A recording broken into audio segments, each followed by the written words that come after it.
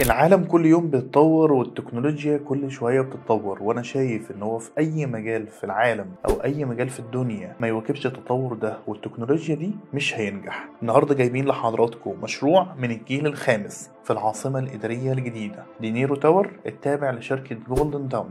مشروع من الجيل الخامس بمعنى الكلمة، يعني وانت في اي مكان في العالم لو استثمرت معانا في وحدة ادارية او محل تجاري او حتى وحدة فندقية تقدر تتحكم فيها وانت في اي مكان في العالم بابليكيشن على التليفون بتاعك. ده غير ان المشروع شغال بنظام ICT وده من احدث الانظمة للطاقة الشمسية. ده غير ان المشروع ديزاين بتاعه الخارجي فعلا مشروع في منتهى القوة.